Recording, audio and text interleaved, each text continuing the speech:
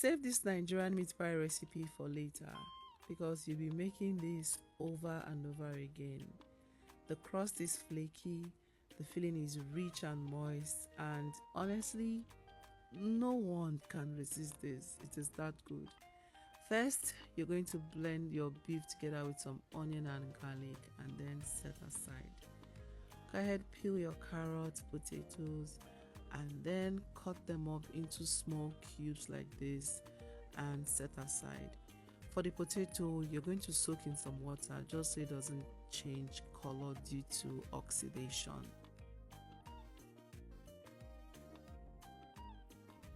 Chop up some onion as well and set aside. Now, to make the pie filling, I'm going to go in with very little amount of oil, especially if you have some fat around your beef cut. Go in with the beef and stir that till it turns pale like this. Go in with very little amount of seasoning. Go in with some onion and pepper. Very little amount of pepper. You just want to give it that kick. You don't want it to be spicy, okay? Next, add your carrots, potatoes, thyme, ginger powder, and some meat stock. I always have some meat stock saved in my freezer, and using the stock instead of water adds an extra layer of flavor and helps create a rich and flavorful filling. Okay, so once the potato is soft, go in with your slurry. Slurry is a mixture of water and cornstarch. You can also use all-purpose flour in place of the cornstarch if you don't have that. Okay, so once everything thickens like this, your moist meat pie filling is ready. Let it cool while we prepare the dough. For the dough, I use a simple 2:1 ratio. 1 kilogram of flour and 500 grams of butter. Don't worry, everything will be listed in the comment section. This helps create a beautifully flaky crust.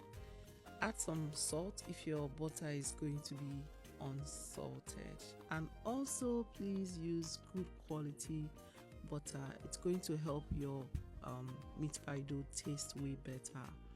Now, going with the wet ingredients, that was some milk, vinegar. We're using vinegar in place of baking powder. No baking powder for this recipe. Give that a good mix and put everything together. Try not to knead the dough too much so you don't develop the gluten in the flour, in the dough. And wrap this up. Let it rest in the fridge for 20 minutes. That way it's easier to work with. Crack 2 eggs into a bowl and whisk while the dough is resting. We're going to brush this over the pies before they bake to give them that beautiful golden color. Alright, it's been 20 minutes. We're going to now cut our dough into smaller sizes. Take this one at a time and roll. Cut this out with any cutter that you have. If you have your meat pie cutter, fine, you can use a bowl. Just cut them out into your desired size.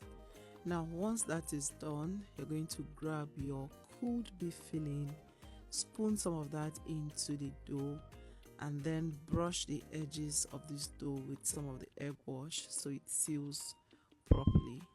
Now close this and crimp it with the aid of a fork.